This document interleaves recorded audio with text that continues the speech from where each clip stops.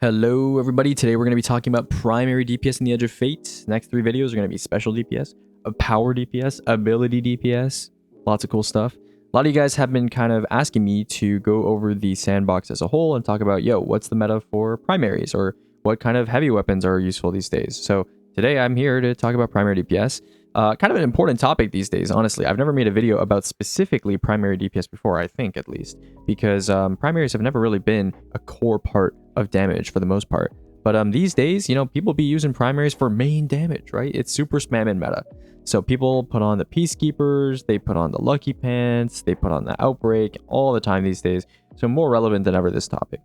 Let's go ahead and go to our agenda. Today's video is hopefully going to be pretty short. I mean, there's only 6 slides, Aegis. You can't make this 30 minutes long. So let's focus up here. Okay, so first slide's going to be the criteria, right? So for every single video where we talk about specials, powers, etc., I'm going to set aside some criteria and be like, hey, for a good primary, a good special, a good whatever, what are we looking for? Number 2 is going to be general recommendations, for any class, any situation. What should you be looking at first? Third slide is going to be Peacekeeper specific. A lot of people are asking me, hey, Aegis, what's the best SMG? Is X and Y better than Barrow-Dyad? And such and such. Slide 4, Lucky Pants. I think people know what's going to be recommended here, but, Lucky Pants. And then slide 5, special cases. So some honorable mentions that I wanted to throw in. And slide 6 is going to be our summary. So if you want to skip the nonsense, if you want to skip the yapping, skip to slide 6. One more thing, by the way, if you don't see a primary listed on any of these slides and you think it's good for damage, feel free to leave a comment. I have a pretty comprehensive ranking of primaries, of all the different primary options in my sustain tab. So if you make a copy of the spreadsheet, filter by primary, and then you look, you'll see that basically all the top primaries are included in this presentation. If I leave something off this presentation, I'm basically telling you that it's not good. It's not good for primary DPS. So if you have an option that's not on this list that you think should be on this list, leave a comment and I'll definitely look into investigating it. Okay, number 1. Primary DPS criteria for recommendations. Number 1, range is kind of important, right? So some of these options may be better or worse at range. For example, some weapons are very awkward to use at close range, like maybe DMT, for example, very awkward to use at close range. So that's going to be marked against it. Crit percentage. So some of these weapons are going to be very, very annoying to use because they require a very high percentage of crits to be used effectively. So like DMT, for example, that weapon is terrible if you hit body shots. So that's going to be marked against it, obviously. Class, right? So some weapons, you don't really use Aureus Neutralizer for DPS on Warlock, right? It's really just going to be for Hunter. So class stuff. You got actual DPS value. You got setup. So some weapons, for example, like Last Word requires you to dodge reload it for it to be truly effective for Lucky Pants damage. So that's kind of annoying. You have consistency levels. So some weapons are super easy to use, like Outbreak. Others not so much. And then you have rarity. So obviously exotics versus legendaries. If you have, for example, a legendary Peacekeepers SMG compared to an exotic, the legendary could have Witherhoard or Anarchy or Finalities paired with it, whereas the exotic, not so much, right? So that's also a factor as well. So what we were looking for in a DPS primary. So general options, I'm going to just throw up the top 8 here that don't fit into the Lucky Pants or Peacekeepers category. First one's going to be Outbreak. Okay, Outbreak, 2,500 primary DPS. This assumes you start at max nanites. This is your average damage. Now, if you're solo and you start with 0 nanites, scaling up for 1 rewind proc, 1 full rewind proc with a pendant mag, you're going to do 1,419 DPS, which is still pretty decent. Still pretty decent, but that's a big difference between 1,419 and 2,512, right? So in fire teams where you have 5 people stacking, 6 people stacking, however many it is, it's more than likely going to end up somewhere like 2,200, 2,300 average DPS because you scale up in nanites just that much faster. So definitely the class leading option in this category for sure. And even when you're solo, pretty good stuff. Now, not far behind, well, kind of far behind, but not far behind. Final Warning, 2,100 DPS. This thing requires you to kind of execute perfectly for max DPS. 15-shot half charge or like 2/3, 3/4 charge into a tap fire burst with the catalyst for extra mark damage. It is definitely limited in terms of range, but I think it's a bit underrated, especially when you consider how highly or maybe how overrated some of the options below it are. So that's going to be kind of interesting. We have Touch of Malice, Blighted Final Rounds, 1923 DPS, 1451 if you're the guy doing the blight cycling. Yeah, not great, especially when you consider it as something where, people need to ramp up or like get to their final round. And then, you have one guy doing the blight cycling as well. Outbreak is just better. There's no reason to use Touch of Malice, in my opinion. Maybe if a boss is like really, really far away, but like, not great. Revision 0, 4 burst cycle into 6 Hunter's Trace shots with 4 times a charm and Vorpal. I was kind of surprised to see this, I guess, as high in the rankings as I did, but it's still not that great. You have Tiku's Divination with alternating modes, so hip firing and then doing the ADS mode in order to trigger the explosion every other shot, with Guidance Ring. Now, keep in mind that the bows here, Guidance Ring technically stacks 3 times, so these bows will technically move up a little bit if you have 3 Hierarchy users on your team. But in my opinion, you know, I think Hierarchy, the extra, you know, rings, they're nice, but they don't actually add that much damage. They probably help with Super Gen a fair amount, but they don't add that much damage. So don't expect, even with 3 Guidance Rings, for these 2 bows to like really move up that much. And then at 14-17 DPS, we have Hierarchy of Knees with Guidance Ring. You know, it's kind of like the galley of bows. Definitely seeing some interest from people recently.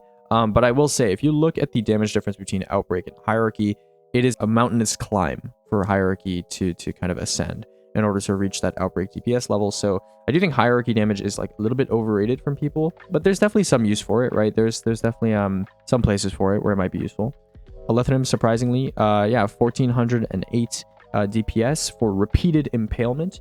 Alethanum, the damage over time ticks don't stack amazingly well, but the impact is still pretty good. So if you just spam this thing over and over into a boss, and maybe you want to make heavy for your teammates in the middle of a phase or something, the DPS is not horrible. You know, it's like top 8 when it comes to ignoring PKs and other stuff. So it's not horrible, but would I recommend it off the rip? No.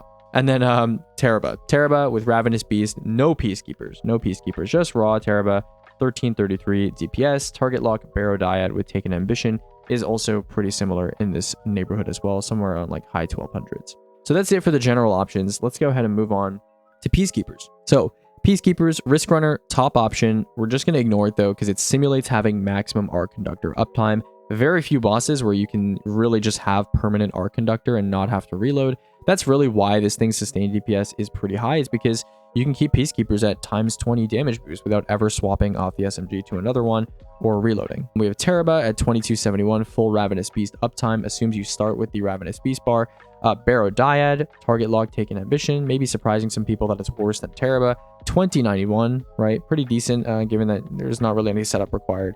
And then Antidate right below Barrow-Dyad at 1954. Now, I did this testing, I believe, without backup mag, right? I had extended mag, no backup mag, so I could directly compare it to Temporal Blast. I believe if you have backup mag on Antidate, it should edge out and be pretty close to Barrow-Dyad, like even closer than it is right now. And then I've added this little blue value here with an asterisk. That's going to be with Temporal Blast. And none of these exotic SMGs can use Temporal Blast. So this gun is going to be the go-to when it comes to Peacekeepers. It is just better than Barrow-Dyad by a country mile, and also has better synergy. You can use it with like stuff like Anarchy or Parasite or something like that, and get a nice damage boost. So that's pretty nice. I will say also Rewind Rounds is pretty underrated. People don't recognize that the value isn't just about being able to shoot, but being able to keep Peacekeepers at ×20 for a much longer period. So how I know this, for example, is if you actually compare Antidate and it's just SMG damage over its rewind proc with target lock and extended mag and all this stuff, it actually ends up being like a 45%-ish, I think, increase over just normal if you just didn't have target lock and didn't have rewind rounds and you were just shooting a Peacekeeper's SMG. So this is really going to give it the edge over something like a Chaos Reshaped Eartide Apex. It will do more damage. Obviously, you don't have Attrition Orbs access, but it will do more damage because of rewind rounds, because you keep target lock up for that much longer and max target lock stacks. And you also are able to keep up Peacekeeper's buff, which is arguably even more important. And then you have Osteostriga, not too bad. 17-14 solo poison damage. If you have multiple people using this, the DPS is probably going to go down. But, not too bad, but definitely not going to use this over something like a Antidate or a Barrow. Okay, next up, we have LP Lucky Pants. Top of the slot here, Aureus Neutralizer. Not surprising. Enhanced Cascade Vorpal. First 3 shots you hip fire. Next shots you ADS. Last word, 4494. Exotic, so definitely a bit worse. And requires you to shoot 2 mags with a dodge reload. Also, hip firing this thing and hitting crits, especially without a div, very annoying. Malfeasance, this is with a target being blighted. For those of you that don't know, Malfeasance does increased damage to targets that are blighted by Witherhoard. So if you blight a target with Witherhoard and then you do 17 shots of Malfeasance, the swap DPS is 3577. Also, not to be misleading here, but this is swap DPS. This is different from sustained DPS. This is the DPS during the window in which you switch to the hand cannon, shoot all the shots, swap off the hand cannon. During that period, between shooting other weapons or using abilities or whatever, this is the DPS, right? This is not sustainable. Whereas if you check the Peacekeeper slide or the previous slide, the General slide, that's sustainable over a very long period of time. This assumes you're supplementing some other sort of damage source, whether it be like a heavy jailer or a rocket or whatever it is. Agape is going to be 3440 with enhanced precision instrument, and then Warden's Law at 3308 with vorpal weapon. Obviously, if you account for temporal blast and seasonal mods, Warden's Law is completely off the table, and you're basically just looking at Agape and Aureus Neutralizer. Both of them are going to skyrocket in damage when you add temporal blast. Agape especially is going to beat something like Malfeasance. And the last word requires a dodge reload, which I'm not really going to recommend, because a lot of the time if you're on Hunter, you want to use the dodge reload to reload the hand cannon after you're done with Lucky Pants, and not in the middle of shooting with Lucky Pants, right? So last word, even though in theory its DPS is pretty high, like we said during the criteria section, the restrictions are just too tight. All right, next up we have some special cases, maybe some honorable mentions you can call them. First, Year-Tide Apex. I mentioned this during the Peacekeeper slide. This one's got Attrition Orbs plus Chaos Reshaped or Target Lock. Now, Chaos Reshaped probably beats out Target Lock across a mag. I think Target Lock's like 25-30% or something like that across just one mag without something like Rewind. So Chaos Reshaped, it's pretty decent, right? 35% at tier 2. However, I will say, I'm not going to recommend this damage perk if you are swapping to the SMG off of like an energy special, because Chaos Reshape takes a long time to ramp from 0 action from just swapping to the gun. So really what you want to do here is maybe if you're pairing it with Parasite and PKs is your main damage strat and not a backup damage strat after you've run out of ammo, then it's probably a good idea, because Surge matches Parasite and you're probably going to have Chaos Reshaped uptime. But if you're swapping to it off another energy weapon, maybe consider a different perk. Attrition Orb is still pretty good on this gun, obviously, for utility purposes. And unlike some of the other Attrition Orbs SMGs, this one has access to the new gear bonus and mods. And Multi-Monk has a similar role as well. Attrition Orb's Target Lock, Attrition Orb's KT if you're the only KT user. KT doesn't scale, by the way, with Peacekeeper's damage boost, even though that would have been pretty cool. But yeah, that's something to be aware of. So yeah, that's Year-Tide Apex. Mercury A. This is one of the fastest primary orb generators in the game. If you just loose arrows into a boss's head, you make orbs pretty quickly, even faster than Multi-Monk, I think. So yeah, Attrition Orbs, Kinetic Tremors, pretty cool on this gun. They're very niche, for sure. Very niche, don't get me wrong. But, potentially interesting, just something I thought I'd mention. Fortunate Star, Archer's Tempo, Archer's Gambit. This thing is the fastest legendary arrow spammer roll for hierarchy projectile uptime. So if you just want to really spam those hierarchy projectiles with maybe 3 hierarchy users or something like that, this is the best roll for that. Obviously, it has access to new gear bonus mods and stuff like that.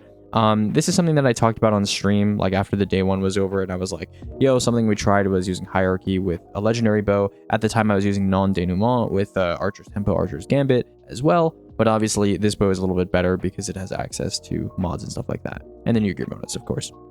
Okay, so that is pretty much it, guys. I'm going to briefly go over a summary here. So basically, right, at a fundamental level, by default, if you want to do primary DPS, just use Outbreak. Just use Outbreak. If you're on Titan, you can use Antidate with Temporal Blast and Rewind Target Lock, tier 4, enhanced Temporal Blast.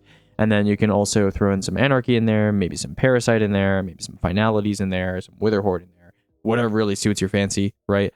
You can try double SMG. That is an option if you want. If you're completely out of ammo, for example, I would honestly run double SMG so you can keep up maximum uptime. You can keep 20 damage boost stacks. So you can run something like Barrow and Peacekeepers, and you can do the reload tech with Barrow.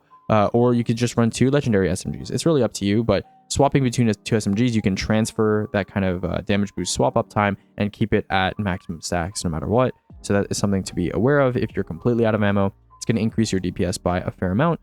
And then Lucky Pants. Lucky Pants, yeah, Aureus Neutralizer is the best. Aureus Neutralizer is the best. The only condition for its insanely high DPS is just having something to proc Cascade. So either like a slug shotgun or, I don't know, like a sniper or something. Just something to proc Cascade with, right? Probably in your energy slot, because these days in your heavy, people tend to use, non-crit weapons, right? Bows, I'll mention Hierarchy of Needs, Galahorn of Bows, good option for opaque DPS. Mostly, it's for allowing bows to generate super at a competitive rate, though, because bows, if you use them without hierarchy rings, the lack of additional projectiles really hurts their... I mean, they're also not very good for DPS, but the lack of additional projectiles definitely makes them generate super way slower than these top 3 options. And so, yeah, having hierarchy rings definitely helps with generating super. It's not going to make it as high as something like a PK's, but, it's still pretty decent. I will say the DPS increase that comes from hierarchy is a little bit overrated. And we'll talk about that maybe at some point in the future. But the actual Seekers themselves don't do that much damage. So a little bit overrated maybe. And then finally, if you're solo, a little recommendation I might have. Final warning, probably people are very split on this. Some people are probably like, what? And some people are probably like, dude, how come you aren't recommending this already, you know? So final warning, I think it's a little underrated, right? The DPS is pretty high. It is the highest solo DPS without requiring like an armor exotic with no scaling, right? So, you know, it's an underrated option if you know how to use it, which, you know, I showed the clip earlier of final warning in terms of like how you should execute with it. It's limited in its range, obviously, compared to Outbreak, but it doesn't require ramping. So it's good for just off the rip primary damage if you don't have other stuff. But, you know, this season you have Temporal Blast, you have a ton of legendary weapons that are probably not going to run out of ammo. So I would just use those instead of final warning. But, you know, in the future, if we have no like OP legendary weapons or legendary mods, then final warning, it's underrated. It's underrated, I would say. Okay, that's about it, guys. I hope you guys enjoyed this video. I don't know how long I've talked for, but hopefully this is like 15-20 minutes. I don't know. Enjoy the rest of your day, and tomorrow we'll talk about specials.